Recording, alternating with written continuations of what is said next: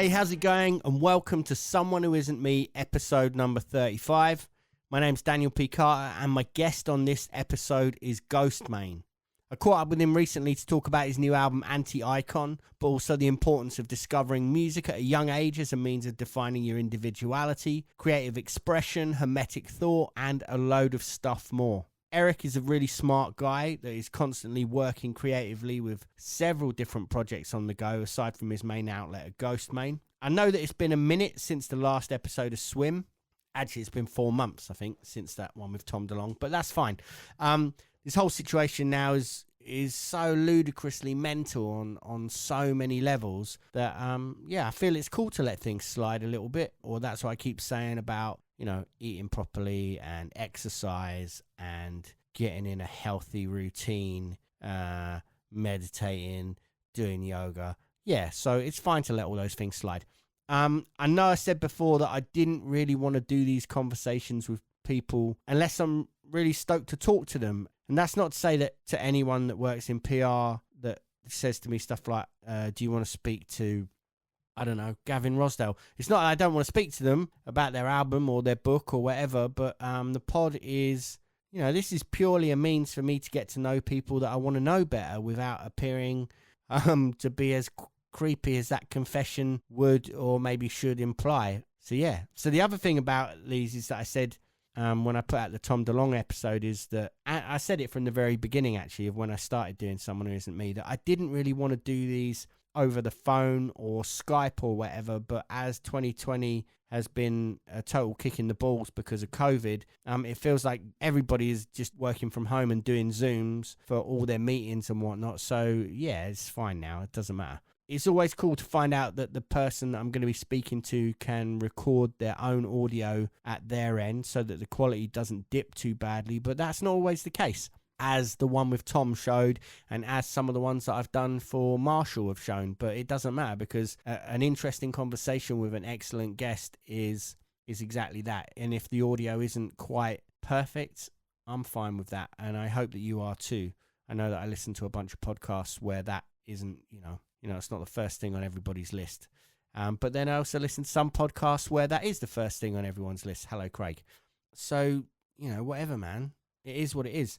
I actually painted the portrait for this episode quite a while back in preparation for us actually speaking. So I didn't have to do that that wasn't as pressing as that is often the case with these, because we were meant to do this conversation quite some time ago, but for some reason we couldn't actually make it happen.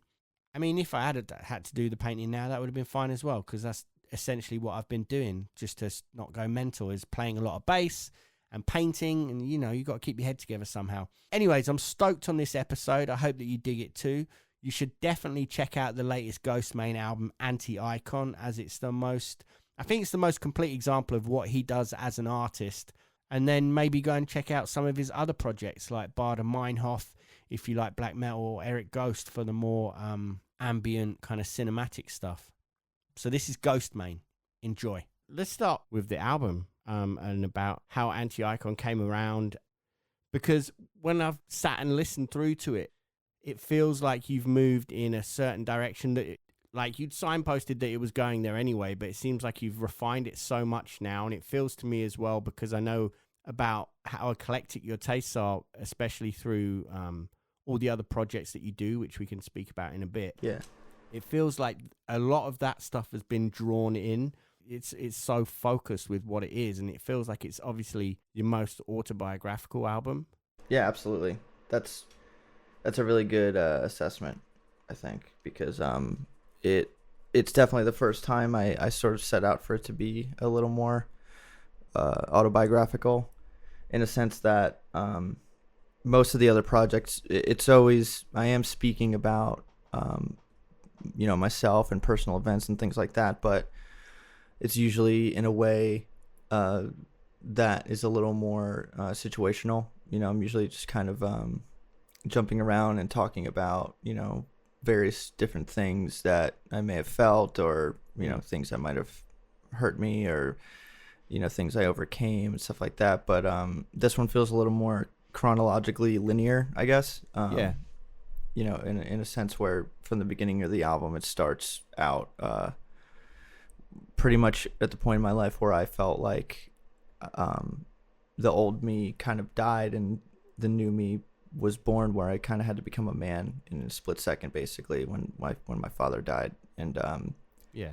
it kind of picks up from there, basically. And I always wanted to be able to do that, but I think until now I didn't really have the tools to I guess properly be able to tell that story How so? without it. It's not that I couldn't tell the story before. It's that if I had tried to do it any sooner, I think it would have come off too,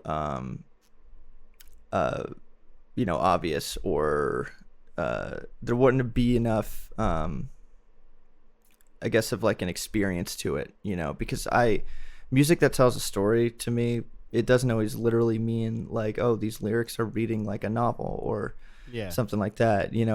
It's more, in my case, when I do it, it's a little bit more of an experience where it's like, there's certain verbiage and literal, lyrical themes, and then there's a lot of space for you to sort of fill in the blanks, and kind of just imagine what happened behind the scenes to tie, this thing and then this next thing that you're hearing about together, something like that, as an example.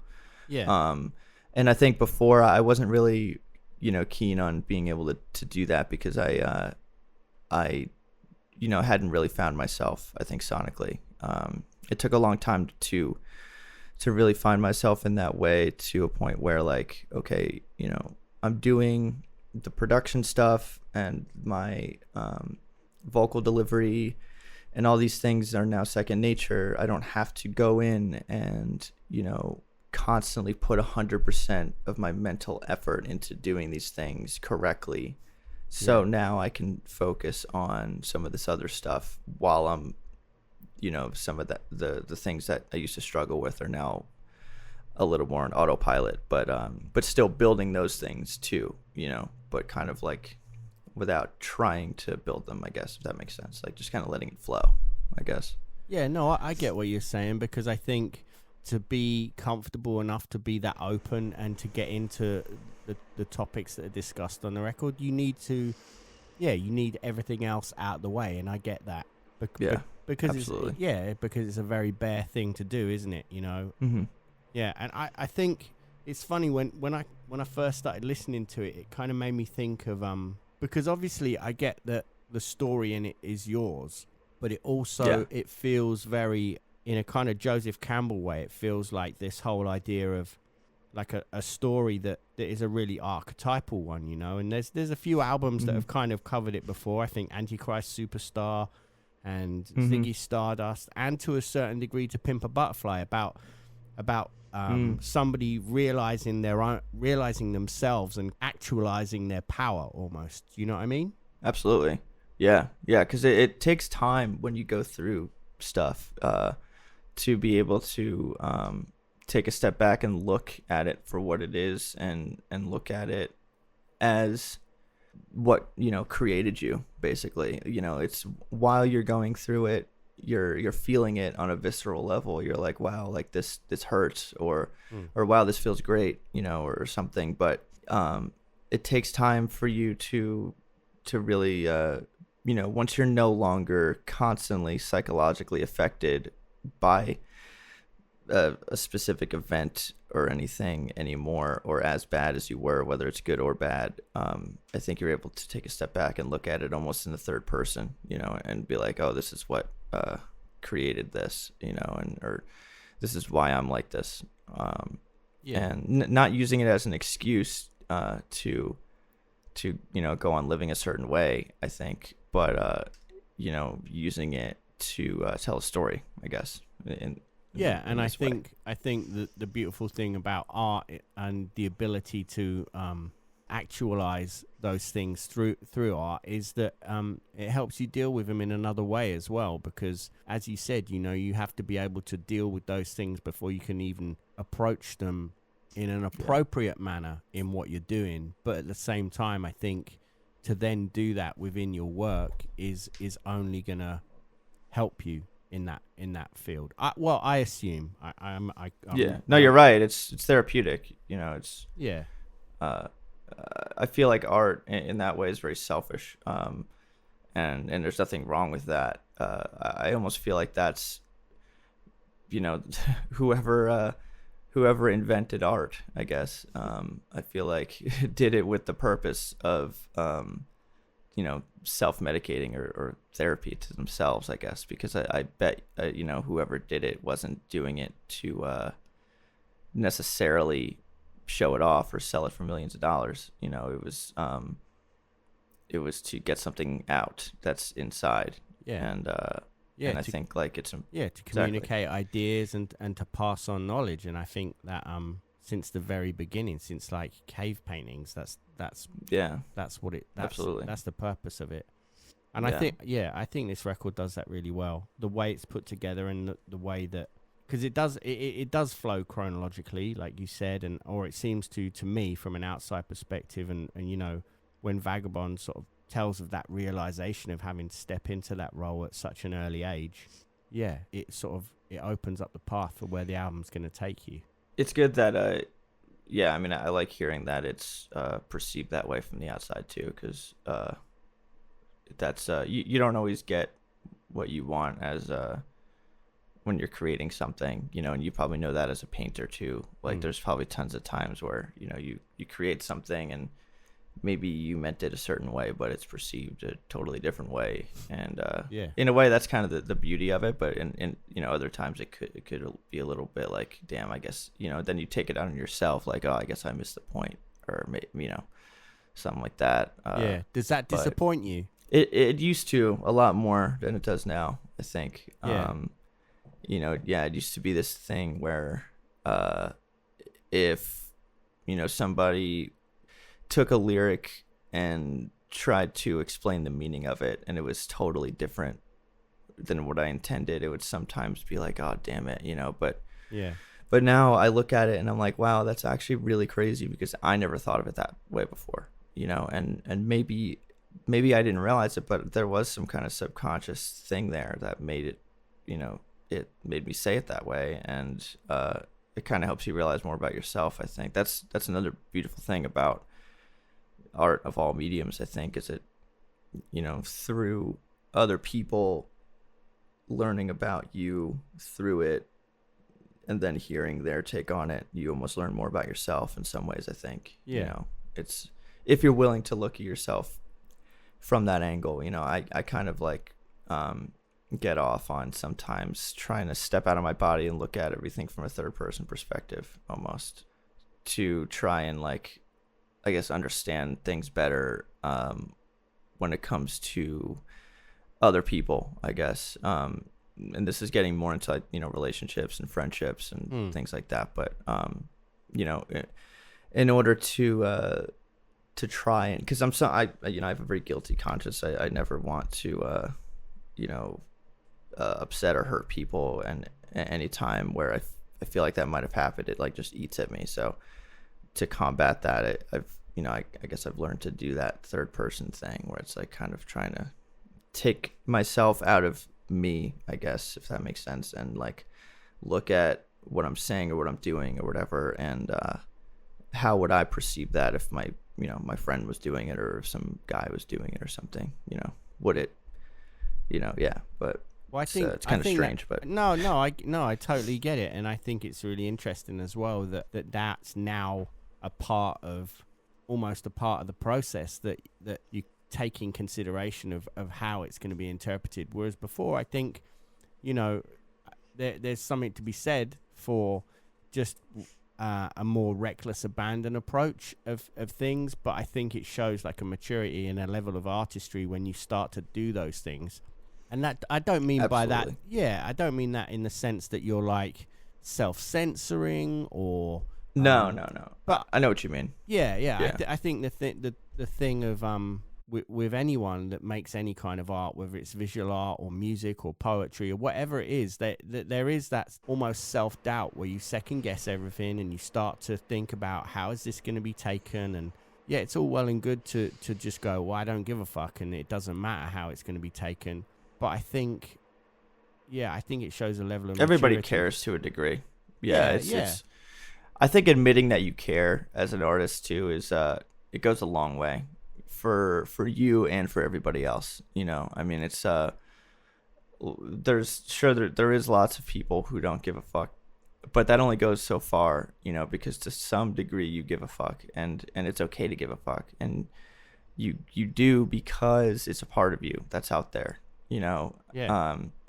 I think like not giving a fuck about negative criticism, for example, is like, that's great, you know. I think that Yeah, that's a superpower if you can do it. yeah, dude, exactly. Yeah, I mean, I'm not fully there yet. I'm more there than I was, but I think you know, getting to that level is attainable and healthy. But not giving a fuck how it's perceived in any way, or not giving a fuck if it you know, reaches people, I think could be toxic, because, you know, then it's almost like you're crippling it and you're stunting it before it even has a chance to grow. You know, I think it's okay to like, you know, listen to like the people that you know, support what I do. I mean, I do listen to them, and I, you know, I meet in person as many people as I can too, and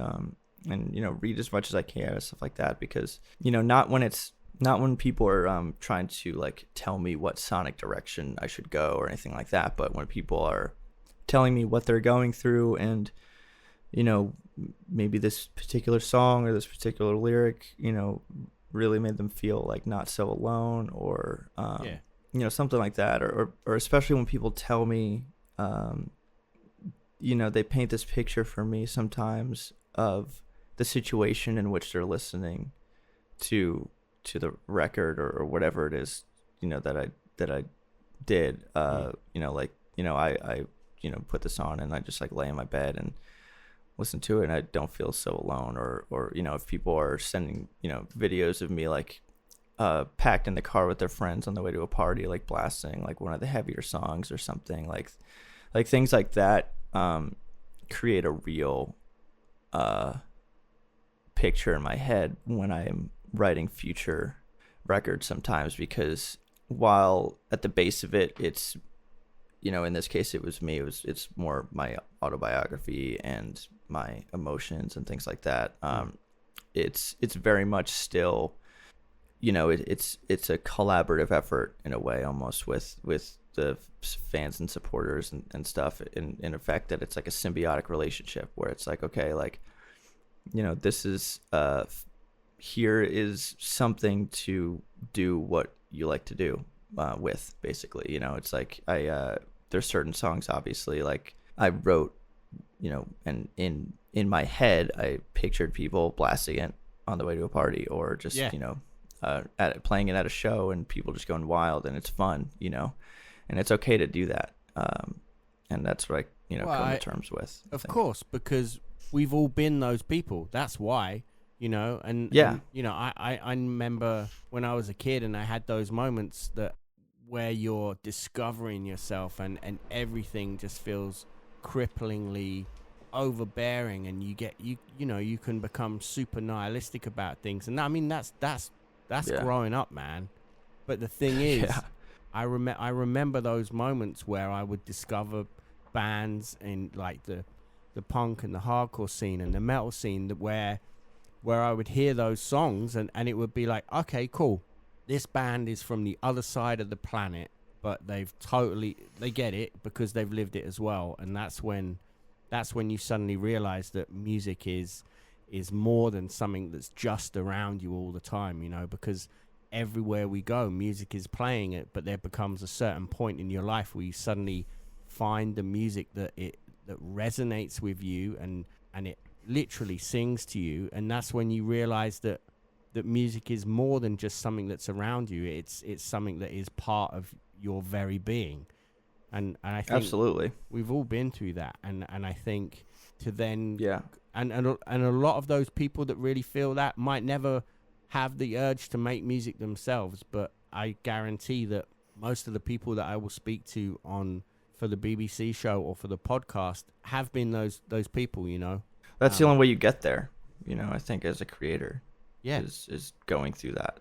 And yeah, it's exactly the same with me. You know, I think anybody, music in general, but I think specifically hardcore and punk is and obviously and metal, underground metal as well, is like it when you find that, if you know, it just hits certain people in the right way, and it just it kind of, yeah, it just makes everything make a little more sense, you know. Yeah. Doesn't make everything better, everything still sucks, but the thing is, like, you know that other people are also realizing it sucks. And for me, what it was like, at certain times when I believe I was 17, and I wrote about it a little bit in Falling Down, where it was about when my mother drove away from Florida because she was moving to New York with my brother at the time, and it was a few months after my dad passed. So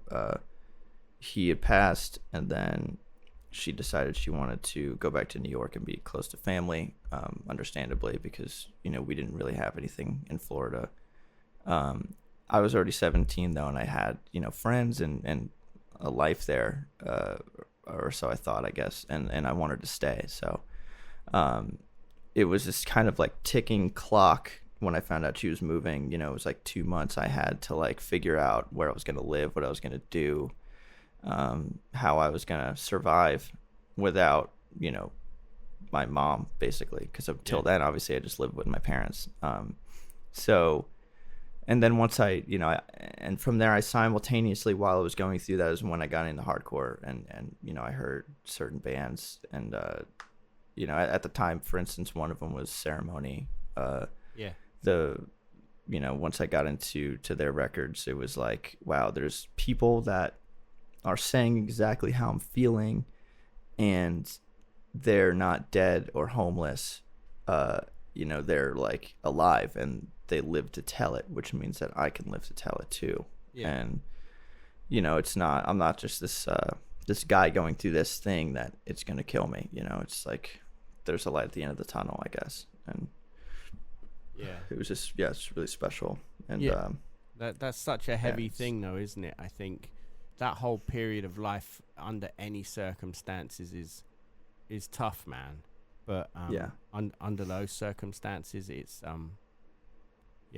I would imagine overwhelming. But I totally get what you're saying, that when you find like something like the hardcore community, when you go to shows and you find like the like-minded people, and you listen to the right records, and you suddenly, it feels like a lifeline.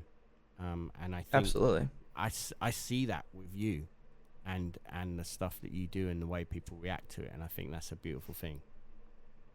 Thanks, man. Because it's like, and that's not to say too that like hardcore is like a lot of other genres or communities or spaces where there's plenty of, you know, parts in that community where it's all about, you know, how you look, or, you know, what you wear, or how you dance, or you know, money, believe it or not, even though some, you know, bands like that, like, it's not about that. And a lot of that stuff, I think, you know, bred and started coming out you know, in the last decade or so. And it's frustrating to me because like that, you know, no, I'm not against you know, obviously people doing, you know, certain music for money, or, you know, caring about what you wear, obviously, or anything like that. Like, there's nothing wrong with that at all. But I think when you're supposed to be from a certain community, and you're supposed to do it for a certain reason, or at least you're saying it, you're doing it for a certain reason, but then what you're showing isn't that, and it comes across, and I think that's damaging to everybody else, you know, because it brings that sort of you know, feeling of, you know, if kids are listening to that particular artist or band or whatever and see that, and then they get down on themselves like, oh well, I don't have that, you know, and this person's saying that life's all about that, and you know, well, fuck, this sucks, you know. And it's just like, now that person was kind of almost fooled into like getting into something that, you know, was supposed to help, but it's hurting in a way. And I think Yeah. the point to me saying all this is like, it's you know, I think music, bottom line, like, is not all sonic, and it's not all about what people are doing with instruments, and it's not all about like, you know, putting guitars in your songs and stuff. Like, it doesn't, just because you're doing that doesn't mean that you're being groundbreaking or doing something great for music. You know, I think that like, if you're gonna do that and you're gonna bring that energy, then you know, it should have something behind it other than just you know, look at me, I'm trying to be different or something. Yeah, it should be real. And, yeah, absolutely. And Look, yeah, I totally agree, and I think that that's something that anyone that's come through an underground DIY scene will feel.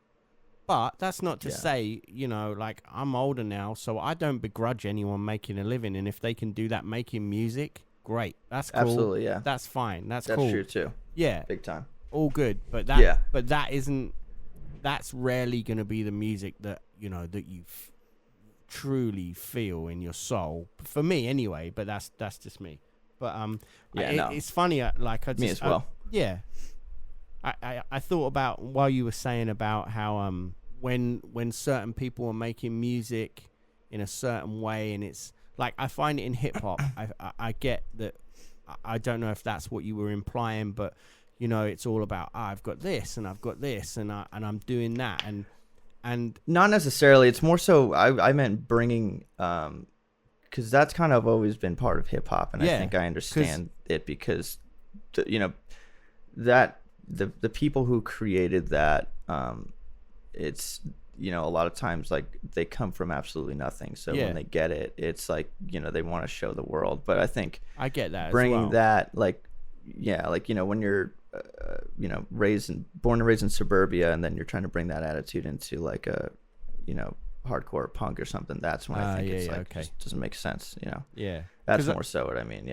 Okay, cool. Because I was gonna say, like, I think within hip hop, I think that mentality is the best example of like will to power and positive thought. You know, it's so, absolutely manifestation. Fully. It's so aspirational, and it's like, you know, a lot of people bandy around the whole, like, will happily say like, oh, fake it till you make it, but a lot of people don't even realize the depth of saying that, because I think if you're putting it out into the universe that this is, I've got this and I've done this and I'm doing that and this is where I'm going next, you know, that I think that's so true, dude. There's a power. I've never heard someone spell it out like that, but that's so accurate. You know, fake it till you make it, in a way, is saying, you know, manifest destiny in a way. It's like, it's exactly what it is, you know. And that's why, like, in hip hop and rap, that's never bothered me, that aspect of it, because, you know, to me, I always looked at it as like, look, you know, it's here for the taking. There's enough money for everybody to go around. There's enough, you know, whatever. It's, are you willing to step up and work hard and take it, you know, and that's how I always saw that. And that's the stark contrast between heavy music and hip hop. And I think that you know, each one respectively has its, you know, ideals for a reason, and I think that there's nothing wrong with either of them. I agree, and I think they're so close to each other on certain aspects in mindset, about, you know, people making music with their friends at home, and the potential for it can be world changing, either for them or actually on a wider scale. And I think that's a beautiful thing, and that's the connection with it. And I think that was why in the early days of hip hop, it seemed like it seemed quite intertwined with punk rock. I don't know whether that's just my take on it from, you know, the whole thing in New York and Rubin's involvement and bringing artists through in and kind of smashing these artists together, and everyone finding out, oh yeah, no, we're all from the same place, and we're all wanting the same things. We're just doing it in different ways, and verbalizing it in different ways. I think you're right. I mean, that was sort of ground zero for that, I think, you know, is and I think that's how a lot of, you know, music lovers of both genres do look at it, as you know, the Run DMC, Aerosmith era, and that collaboration is in a way ground zero, even though it obviously may have been going on in California or other places at the time. Definitely not, disputing that. But yeah, I guess so. with, but I think it's still, yeah, I mean, that was like a really important time for that stuff, I think. And I watched a documentary on that recently, actually. I can't remember. Oh no, it was the new Beastie Boys thing, actually. I saw. I've not and they seen, talked I've a not lot about seen that. yet. Dude, it's sick. They talk a lot about that actually in it. And it's like, it's amazing because they talk about how they wanted to be Run DMC, like that was their idols basically. But they obviously, come from hardcore and shit. So yeah, it's like, it's so cool, man. Because it's like, it was very like, obviously it resonated a lot with me. And it, I felt like I related in a lot of subtle ways, but it was almost like coming at it from the opposite perspective, whereas like I idolized more, bands and stuff like that, and I do come like obviously from that scene too, but but rap I think was more hands-on, what I felt more comfortable, I think like writing at the time when I was starting to like really make music on my own, I guess, because and that's for a lot of reasons, it was just the right time, I think, too, because technology was progressing in a way that made it so people could sit at home and you could just learn shit and do it on your own. But I think technology wasn't there yet for me, at least in an affordable way, to where I could make heavy music that sounded good to me. Like every time I tried to do like a one-man band thing, in my early years, I guess it just like I couldn't get it how I wanted it because I also wasn't good enough. I played guitar decently and shit like that, but I couldn't find a good like drum emulator or something. And so what what were the artists that were kind of that you were looking at that period where you were like, I kind of want to do something like this, but I'm not ready to do that yet? Maybe what were those artists that were influencing you? I guess honestly, well, when I say, I wanted to do this, but I wasn't ready, it was more so there was really nobody doing that at the time. Like in my head, I heard Anti-Icon basically, but I couldn't make it, if that makes sense. You know, I didn't know how to do that, because I thought like, or, at the time, like I needed somebody who was good at drums, or I needed, somebody to record my guitar and make it sound good. I didn't know how to do that stuff, and I simultaneously I got into Raider Clan, and that stuff, and started rediscovering a lot of like the old 3-6 Mafia stuff, and and the Memphis sound, and that sort of filled my void of frustration, because I was like, damn it, dude, I really want to fucking like create something, and I want to like get this energy across, but I don't have all these things, and I don't have all this like ability and stuff like that. And then Space Ghost Perp, I hear him, and it's just like, what the fuck, dude? I don't need any of that stuff. Like, I can create the most fucking evil sounding shit, and the craziest stuff, and I don't need that at all. I just need to look at music the way I look at it now, like a fucking weirdo, basically. Just let loose.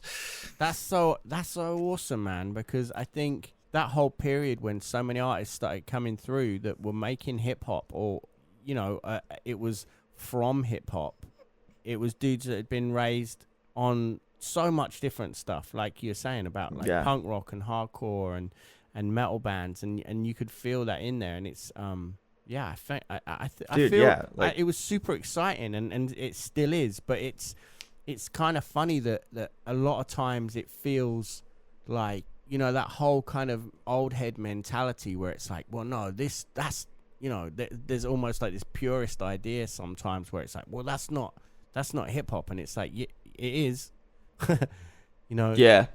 It's everyone gets that, man. Hip hop and heavy music, it's of course. It's just everybody. Yeah, man. When new metal first came out, everyone was like, whoa, this isn't metal.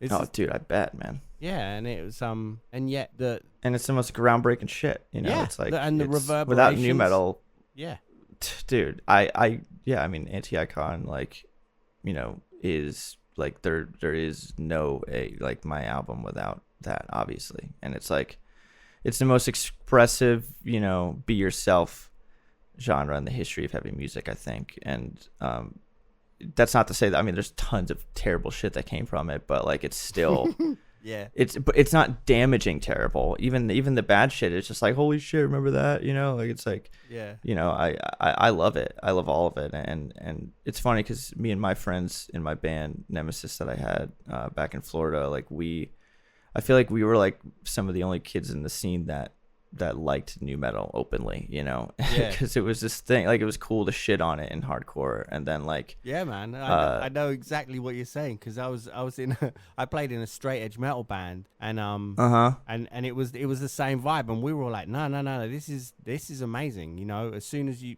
like, dude, as soon as I heard the first Korn record, I was like, whoa, this is like as heavy as Helmet and it's got like so much groove to it, and it's like the honesty and the how he laid everything so bare. It was amazing. Yeah. Like super groundbreaking. Oh, see, that must have been even crazier because you're talking about like you were in the scene when new metal hit, and Yeah. you got to see the reaction. Like that must have been fucking crazy. Like I was seeing it like, you know, 20 years later. Yeah, in hardcore. There was so much snobbery at the time. I remember like my band supported Korn on their first ever UK show, and wow, dude, and it was wild because it was literally people from all forms of heavy music and beyond were just like, this is our new stuff, this is it, and it blew people's minds. It was amazing. But anyway, but yeah, I think bet, man. Yeah, I can really feel that in the record, and it feels like it's part of that lineage, you know? There's moments where, where I hear Nine Inch Nails, and I hear Korn, and I hear Manson, and it's, it's awesome. And I think it's, the cool thing about new metal, too, is like, and surprisingly, dude, like, I never thought that I would hear that term get thrown around in, like, you know, music blogs now and shit, like Pitchfork and stuff, like people talking about like new metal and stuff. I'm like, holy, like people are actually saying that, like acknowledging that stuff sounds like that now. Like that's so wild because that was never a thing. Like it wasn't. It's kind of like how like goth and emo, you know, sort of like aesthetically came back like in the last decade. And I was like, dude, like I remember when like I got shit on for like, you know, people thinking I was that in school or whatever. And like same with new metal is like, but the funny thing about it is now that I feel like there's certain artists where it's like they like and there's nothing wrong with it, obviously. It just kind of, you know, makes me chuckle when people kind of like self identify as that, because it's just like new metal was never meant to be that way. Like I don't think any new metal band has ever been like, yeah, we're a new metal band from exactly, California. because like, you know, it's like I mean it was kind of a redundant term in the sense that it was purely put together, I guess, as a kind of catch-all for a bunch of bands. I mean, look how disparate that whole scene was. Like, obviously, like starts with Korn, and then Slipknot feels like a natural progression from that. But then, as soon as you then put like Deftones and Limp Bizkit and System of a Down and Linkin Park and all these other bands that, you know, it kind of makes sense. But I mean, they're all, it's an outcast genre, and it's an outcast term. It's not something that people set out, like, you know, there's, you know, when you want to start like an old school death metal project, that's what you set out to do. You know, you have a list of influences and it's what you want to do. Like new metal is like, okay, maybe I'm not good enough to play death metal, I love hardcore, but I want it to sound a little bouncier, detuned, I don't know, whatever, you know, and you just like start playing and that's what comes out. You know, it's not like, and that, I think that's just kind of, and that's why I don't have a problem openly saying like that the new record has like that new metal influence. I think it's because like of course it does, you know, and I didn't intend for that. It's just like, but it's that's kind of what happens when you're rapping over hardcore. Yeah, and if you grow up loving a lot of those artists, then of course that's going to filter in. And I think I feel like the snobbery that kind of existed at that time was it showed how close-minded that the heavy music scene could be. And yet, and they all came around anyway. Like most people, like yeah, of they course. they came around. Yeah, and then so many of those records are classic records now, you know. But a lot of Exactly. them probably wouldn't want to say that they were new metal still. But whatever, man, it doesn't matter, does it? Yeah, Yeah. absolutely. Yeah, I can feel it in there, and that's like I said, that's a beautiful. It's thing. true, and that's why I mean it's similar. I think Well, you say about it in AI essentially, like at one point you say the critics don't get it, and it's about the kids.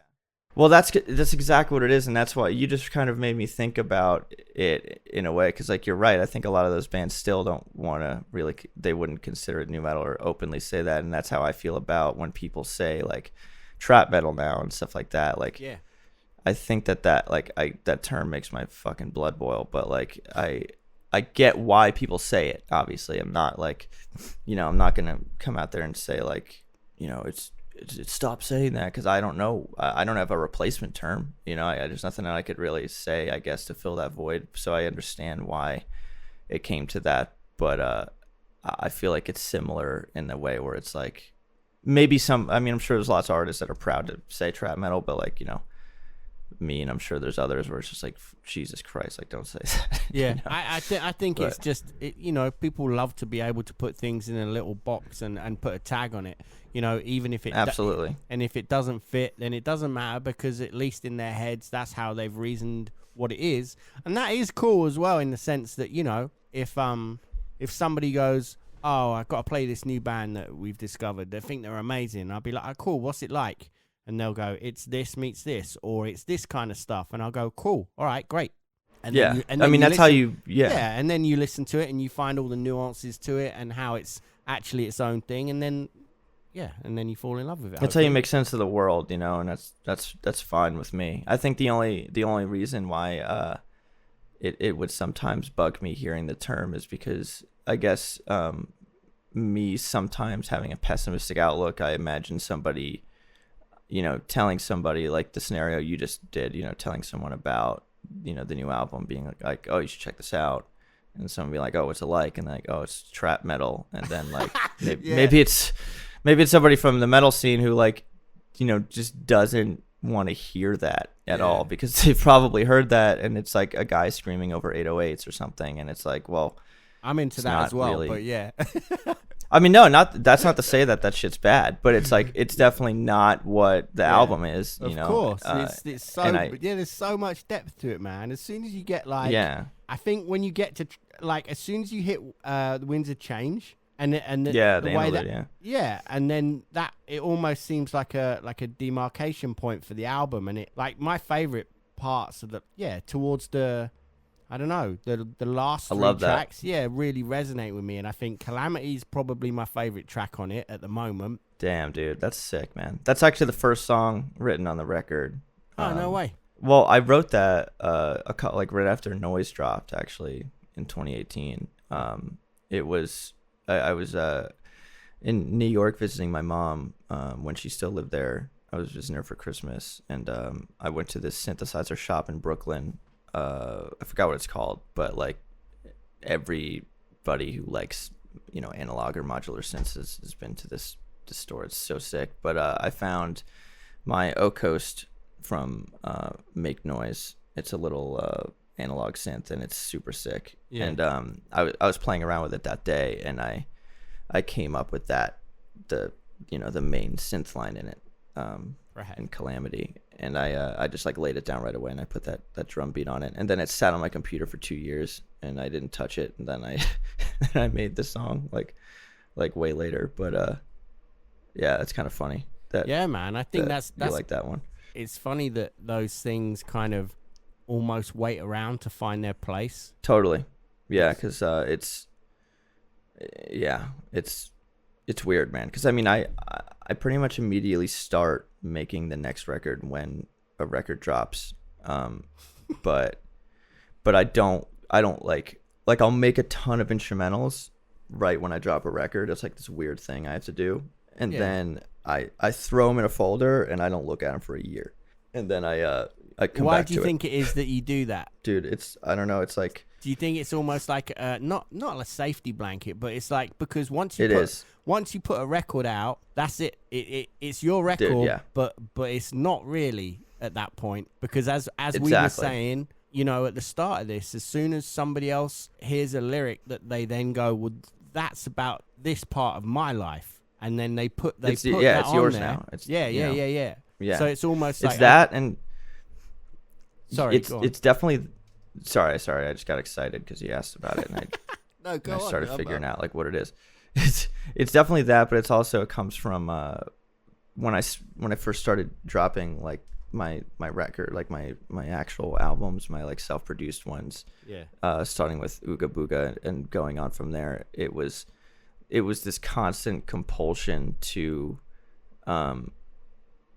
release a new one now, because I would get scared that like I couldn't do it anymore, I guess. Like that's why, like, if you look at the year that I made all those records, like the first 7 or 8 records, it's like, oh, there was like one in 2 in 2015, like 3 in 2016, 1 in 20. It was like this constant like, holy shit, I got to keep making stuff, like otherwise I'm gonna just one day I'm gonna wake up and forget how to make music or something. Like that was like a real fear that I had. Like I was like, dude, like I gotta keep doing this. It's insane. So then I took the total opposite approach with AI, where I was like, I dropped noise and I was like so proud of it, and I was like, dude, I really want to like let this breathe for a bit, and then a year went by and I was like, I'm still not ready to drop something, and I'll start, but I'm still not ready. And then, more time went on. I was like, you know what? I'm just going to like I'm going to try to like bring people, who really support what I do, like fans and everything, into my world of like, really waiting and appreciating something when it's out, like kind of like I obviously I drop EPs and stuff in between, but like I want to like really take my time on this next thing and like put a lot into it and just like make it, everything that I've wanted to do, I guess. And yeah, man, I get that, because I think the world we live in currently is so it's running at such a pace that sometimes I think, and I'm guilty of it, so I can only imagine what it's like for somebody that's grown up in it now, where it's like, what's next? Exactly. And it's and we're being conditioned to be that way. That's exactly. There's no, that's not an accident, and that's no fault of the people. That's like it's the instant gratification, man. Yeah, man, that's the conditioning that we're being fed through algorithms, where it's like, okay, you like that, you like this. You like that? Okay, you like that. Why don't you try this? You'll like this as well. And it's like, wait a minute, I kind of want to enjoy this for a second. Yeah, man, I know, because like that's like when you come from our, my generation and definitely your generation, I'm sure, where it's like we fortunately got to see a world that, like, I guess by generations older than us standards was still like that, but like to us, like we got to see it before that, and like I got my first cell phone when I was 18, and I was way like late because my dad wouldn't let me have one, but still, like I experienced all that life before that, and I remember it, and but yeah, it's definitely a thing, like where I was worried about that too, like attention spans and stuff like that, and that's why I to this day I make most of my favorite songs, like if I start writing something and I'm like, wow, I really like this. This is like something special, I almost make a point to like make it super short. Like I just get in and get out, and I say what I gotta say, and then it's done. Like they're usually like 2 minutes or 2 minutes 15 seconds and done. Because I and that's always the one like input that anybody has who like is maybe a friend of mine from like the more pop world or whatever. It's always like, you should have that thing repeat more or something, like that hook, or and I'm just like, I couldn't even imagine that. It's just not like, I don't want people to sit there waiting for it. I don't know, I just imagine, maybe it's because I have like ADD and I just want shit to like change up, and or replay a song if you like it. Don't make the song 4 minutes, make it 2 minutes, so they'll play it twice, I guess. But yeah, that's funny. It's I'm curious as well, because there's a bunch of things I want to speak about now that made me think about 4 different things at once. So I'm going to try and lay it out in some kind of order. Right. Firstly, when you said about previously you would finish an album and instantly start work on another, I find it really interesting. Was that as under which project? Because you've got so many different projects going on. I mean, mostly obviously it's Ghostemane, but then you've got the Eric Ghost stuff where it's a lot more sort of textural and cinematic, and then you've got the Bader Meinhof, which is to me it sounds like it's very influenced by first wave kind of Norwegian black metal. Until now, yeah, absolutely. Yeah. And then Gasm as well, which is way more. I remember when you first were telling me about it, you were like, "Yeah, it's like Merzbow," and I was like, "Holy shit!" Because I'll be honest, man, I didn't. Merzbow's not the first thing somebody is going to expect you to be listening to. I don't think. You know what I mean? I bet, yeah. And absolutely. so it's like to have that kind of Merzbow and Coil but it makes sense, I think, because. Like there's certain that was my gateway into noise. Really was what Pulse Merzbow? Demon. Like, yeah, and well, it was Pulse Demon, but before Pulse Demon, like honestly, it was Full of Hell, because I saw them play with Entombed in Brooklyn. My cousin Ron took me to see the show, and I had their record, the I think it was the newest one at the time, the Roots of Birth one, and I just love like the noise in it, but at the time I couldn't really wrap my head around how they did that, I guess, because I didn't have really many synths at the time or anything. And then I saw them play, and Dylan like had this sick ass mixer set up on stage with all these stuff, and I was just like, holy fuck. Like from there I think I bought like a Chaos pad after that or something, and then like started getting into a bunch of shit, and then Merzbow, like I think it was Arthur, was like, dude, you got to start here for sure. And that's it is funny, but it does also kind of make sense, because I think that there's elements on this record where it really made me think of Nine Inch Nails, but then at the same time I know that Trent has grown up being obsessed with Coil and those artists like Nurse with Wound and all those noise artists, and it feels like there's those moments where it feels like it's more part of that legacy, so it makes more sense, I think. Absolutely, yeah. And to answer your question, actually, to go back to it now, sorry, because that compulsion to kind of start the next record, I think it started with the Aspiring Occultist stuff. Like after that album, I was like, whoa, I created like an album, more than 9 songs, and now I like it felt so good to make a body of work, and I had some collaborators on it and stuff, and now I want to make another one. And then the one after that was Rituals, and that's where Bader Meinhof was introduced, because the first Bader Meinhof song was actually a secret song on Rituals. It was right after the closing track. There was like that silence for like 20 minutes, and then a just super crusty lo-fi song came on, and it was that, and then from there I like built the project up. That's awesome. And then that's the seed that is it grows pretty out much another thing. That's a beautiful thing. Yeah, and I started like making it a thing to like, okay, drop full length Ghostemane record and then do a new Bader Meinhof, like kind of every time, just sort of like in between, I guess. But yeah, that's I guess where it started. Yeah. Okay. So going back to one of the other things I was thinking of whilst you were saying about that, almost like constantly moving, it made me think about because I wanted to speak to you about Kybalion and the tattoo. Again, cool. That's another thing that it was like, there's been a bunch of things where before we ever met and before we ever spoke, I guess even kind of before I really knew your music and I'd like heard bits and pieces and not really sat down with it, there'd be these moments where I'd be like, oh really? Okay, now I need to know more, and yeah, And I love that feeling. yeah, that's awesome, man, because that's when you start digging and you're like, okay, I get it. This is everything is. So that was one of them, which, and like, talking about like John D and stuff like that. And as soon as because straight away I'm like, I'm in, cool, sold. It was, yeah, it's that. See, that stuff is like, it's funny because I mean I think that was when I really started.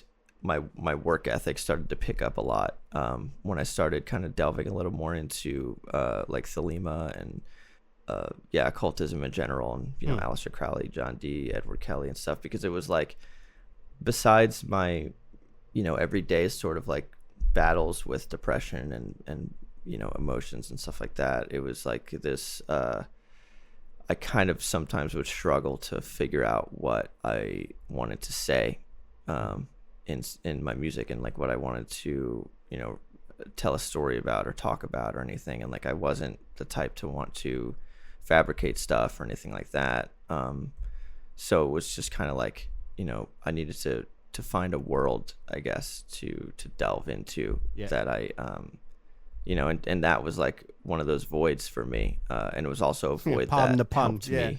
Yeah, pardon the pun. Yeah, and it also helped me simultaneously, not be so nihilistic, because before that I was very, obviously I didn't and still don't, align with any organized religion or anything, and I kind of didn't really have a belief system in general, and I was I felt, and I think everybody needs something, and that's why, even though I don't subscribe to Christianity or like any organized stuff like that, I think that for some people it does a lot of good.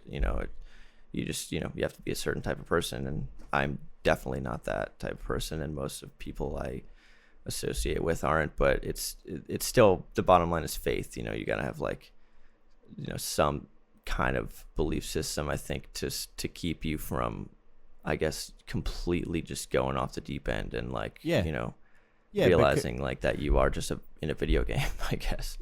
But, yeah, exactly, because as soon as you start to think about how small we are, then it's an interesting thing, because I think, as we were saying earlier about that whole period growing up where nihilism really can take hold, and it actually feels really good for a brief period when that does. I think it feels almost quite empowering. But absolutely. But then the more you kind of look into other things and realize that actually that feeling of like being super small in a universe that's barely understood, right, is actually super liberating as well. It's really it can be quite beautiful, I think. Yeah. I agree totally. That's why astrophysics is sort of like another thing that I was getting into around the same time, kind of to balance it out. It was like the spirituality, mysticism, and then the science, because the two have, in my mind, always coexisted, even though of course in the real world a lot of times they battle. I think that it's you can't have one without the other. Yeah, that's the crazy thing though, man, because like when you start to think about it, those two things were two branches of the same tree. It was astronomy and astrology. Exactly. It was it was physics and it was alchemy, and it was like they are branches of the same tree and they grew apart. But now I think it's super exciting that now it feels like those two things have grown so close together, because as soon as you start to get into quantum physics and entanglement, it's like, well, how can this be? It's like, how can you explain that? And then that's when all the people that have studied magic and who ascribe to new thought, or as you were saying, like positive thinking, and it's like, well, this is kind of what we thought all along, but now it's kind of cool, because whereas people all thought we were mental, now science is starting to kind of begrudgingly say, oh there's a bunch of stuff we can't explain. But then we are essentially going through life with reality is only experienced by what our senses will allow us to experience, and that's not everything. How can it be? We already that's why. And also, like, if you base everything that we're supposed to consider truth around only things that you can prove with a man-made scientific method, then you end up becoming as dogmatic as like a church or the things that you know as a scientist would scoff at. You know, it's Yeah. I think it's like, you know, it's easy to like discredit anything that you can't prove with the method, but if you're doing that, then you're also ignoring your feelings, you know, your human spirituality, I guess, which we all have, and there's no need to like suppress that, I think. And yeah, and I do see the two coming back around and connecting Yeah. at some point. And I think it's just, yeah, it's going to take more generations of people who are open-minded to both, you know, and like, you know, more scientists that are spiritual people, and, you know, more spiritual people that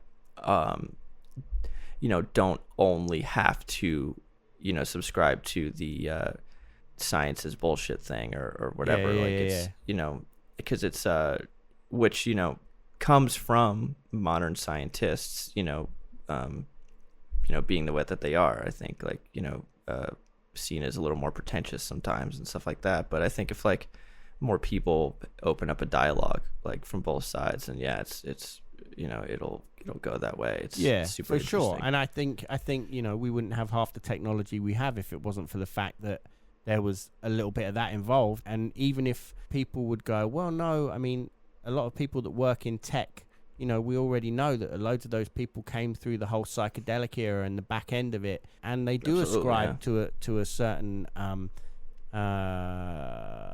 various different opinions of consciousness and how it works and what it might be, and therefore, and they've made these huge leaps in science that affect our daily life, but people still probably don't want to think about those things too much. But Yeah, it's true. But and sometimes you might, you know, some of them might just lose sight of the spirituality because they're too preoccupied with, you know, I guess it's a Celestine Prophecy. Have you read that book before? yeah, It's super sick. And I just love how it talks about, it's like toward the beginning or the middle, beginning middle, I guess, where it's like about how people, I guess when science started to really prevail is when, you know, I guess we sent people out to the world, explorers, to go figure out why we're here, and they took too long, so we started creating stuff to make our lives more comfortable, I guess, and then technology evolved exponentially, and then now it's like we're so comfortable that we are starting to ask ourselves, hey, wait, where did those people go that were supposed to figure out why we're here? Like, yes, let's get back to figuring that out. And I think if that really is like a shift, like that book said, then yeah, I mean, it's going to be a pretty exciting man. It's funny. next century. So Have you read it? There's a really good book by a guy called Dr. Dean Radin. It's Radin, and it's called Real Magic. And check it out. it's about basically all the times where science has proved that weird shit is happening. It's kind of Really? cool. Yeah, it's cool. I just looked it up. Yeah, Oh, cool. it's a good read. But let's get back to the Kabbalion, because I think that that's something I started thinking about when you were saying that you're always in motion, and it's, I mean, that kind of is one of the principles in the book, isn't it? Like the principle of vibration, where everything is always in motion, and there are higher states Absolutely. of vibration.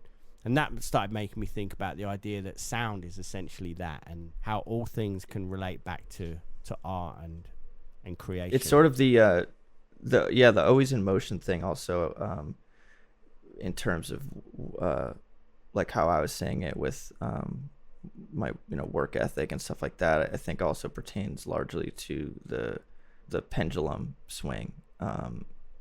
That's the Kabbalion talks about as well, where it's like and also in polarity, where it's like two extremes of the same thing, and the pendulum is also where it's like, you know, things are the easiest way to think, I guess, in life to attribute it to is like, you know, sometimes things are bad and then it swings, and sometimes things are good. And you know, like the great enlightened masters, I guess they say, learn how to, you know, skip swings, I guess, and like, you know, stay on the good side and wait for the pendulum to come back again. They explain it way better in the book, but it's definitely a good read. But yeah, it's something that's, every principle in the book is something that I've experienced at one point or another, and that's why it hit me so hard, and it was one of those defining moments where I was like, okay, I'm definitely no longer a nihilist, and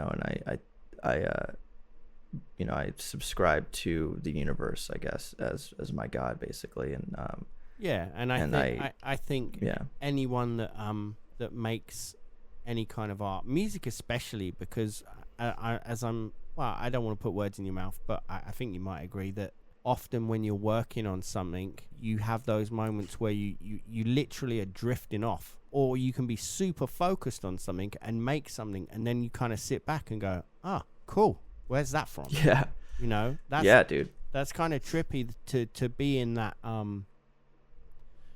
that flow state where creativity just kind of takes hold and it time becomes immaterial, and your focus and work ethic just becomes so driven, and then it's almost like, this thing was almost given to me, and it's almost. It's funny you say that, because that's exactly how John D felt.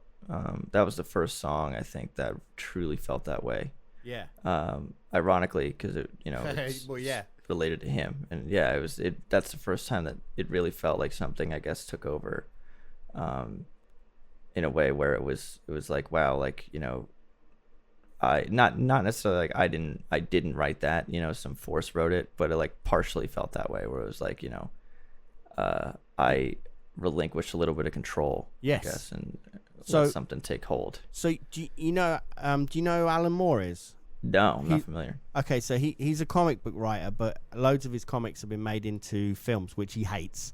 But so he wrote Watchmen, he wrote V for Vendetta. Oh, cool. Okay, so loads of stuff like that. I did a pod with him, but it was actually, I had to cut it into 2 bits because he just was like 4 hours of just blowing my mind.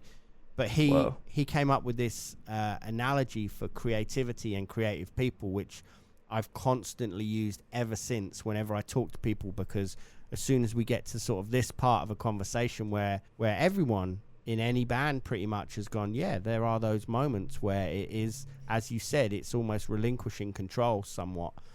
I still find that the best way of describing it is something that he said to me, and I'll try and, I'll paraphrase because I won't get it right exactly, but he said that creative people are essentially windows, and the best thing that we can do is to remain clean so that light can shine through. And he said never actually get to the point where you're confused, in the sense that you like look down at the light that's kind of shining through and making this beautiful pattern on the floor and go, look at me, aren't I clever, look what I made. It's almost like, no, it's you're a vessel. Yeah, like you're a conduit to other things. Yeah.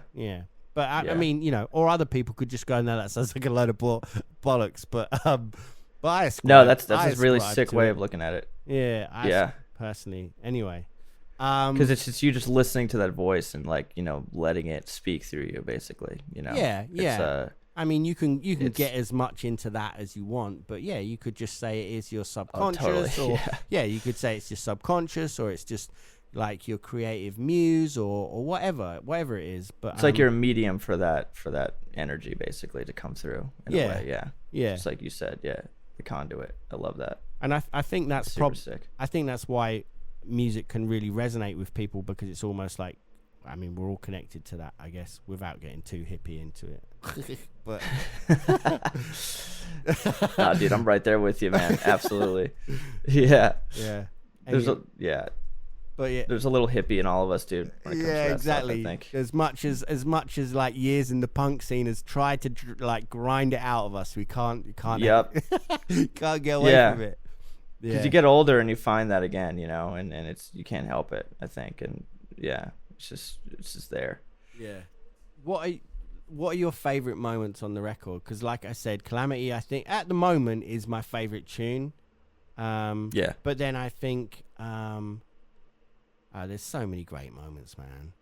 There's like, dude, I appreciate that, especially the end. The fact that you like the end is great, because that's where I really cut loose, Yeah, it's awesome. But I mean, as it is about, polarity and things being in balance, and those things work especially well because of everything that comes before, and those things that come before, like, would Lazaretto be as powerful if it wasn't for Falling Down, and vice versa. That's the mark of a great body of work. And that's though, the way to isn't it? look at it too, I think, is that's like the way that I feel like it should, be interpreted, as just like as a starting point, is that and it's funny because Lazaretto is probably my favorite personal track. For I mean, it's, obviously to me it's the most all-encompassing song that I think I've ever put out. Yeah, dude, it covers so much ground in such a short space of time. It's wild, It's and it doesn't. yeah. It feels cohesive, and that's the trick. Yeah. I think, to do it so well. But yeah, it's literally like the song that once I laid it down, the demo of it, I was like, okay, I could finish this record. I have the power and the steam to do it now, because I finally created this thing that I've been hearing in my head for so long, Yeah. and it was Lazaretto for like 5 years. It's like, that's like what I wanted to do. And it just, it felt so, liberating, I guess. yeah. It's like, I broke free from the shackles, I guess, of like, these limitations that you put on yourself. And Yeah, But, and yeah. I think those moments on a lot of records, a lot of artists will always say that there'll be those songs that are almost like the cornerstone. Whereas as soon as you get it, and it might not be the first song, it might be the last song, but it puts everything in its place and shows you where you're either going to build or how you're going to arrange things and how they play off each other. That's interesting. Totally, That's the dude. one. Yeah. It's true, man. It's because Lazaretto, when I laid that down, that made me go and look at Vagabond, basically, and create the second half of Vagabond, because that didn't exist before I made Lazaretto. It was pretty much like Vagabond was like, this minute and 10-second song, and I was just like, I don't know where the hell this is gonna go, Yeah. and then I went and created that part, and I was like, okay, now this whole thing is starting to make sense. And it just, it felt great. And but I think, like, I guess spiritually and emotionally, like, another favorite is Winds of Change, because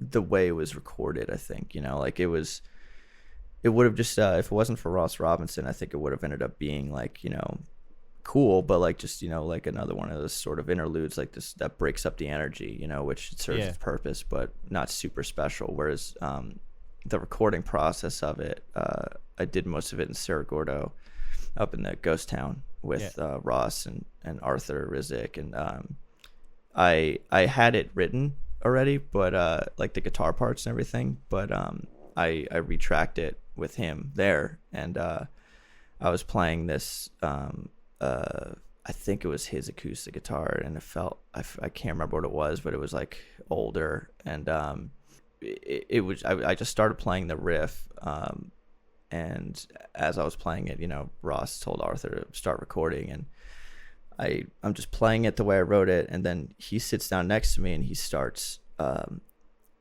squeezing the strings like at the end of the, near the tuning heads, basically. By the headstock, just kind of like bending them out of tune as I'm playing it. Yeah.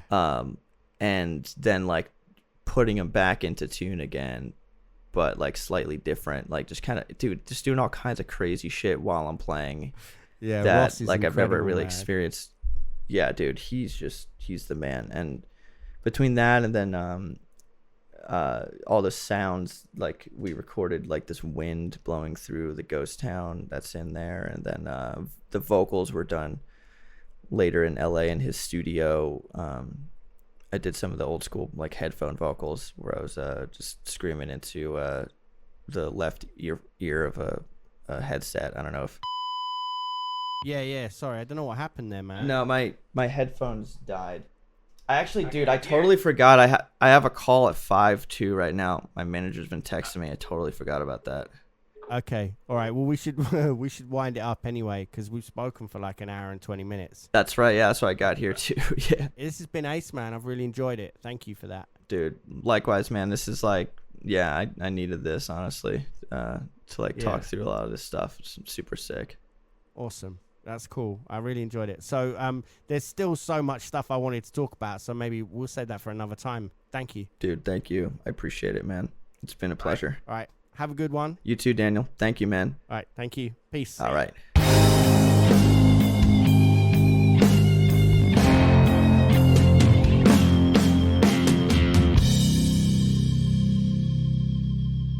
Thank you for listening to episode 35 of Swim Podcast with my guest Ghostemane.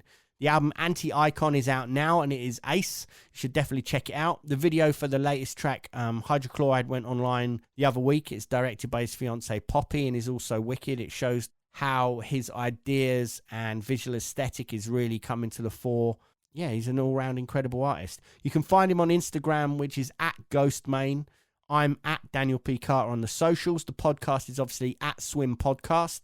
I know I don't charge anything for these. Don't have a Patreon, so you could either consider leaving a wonderful review on something like iTunes, or you can now donate via the new Acast supporter platform on the Someone Who Isn't Me page on acast.com. I should probably just do some merch, shouldn't I? Because it's not like I'm not painting enough. I could do prints of all the guests that I've had, which I keep saying I'm going to do. But at the same time, I am a lazy piece of shit. Yeah, so leave a nice review, share, and all that good stuff. It would be much appreciated. And it'd also be essentially a good deed, and which is something that's definitely going to give you good karma, and the universe will smile upon you. No promises. Much love as always. Take care of yourself and those around you. Reach out to your friends for their sake and also for your own. It's super important right now. The next episode is looking like it's going to be with Einar from Wardruna, but at the moment, who knows? Until then, I am out. Peace.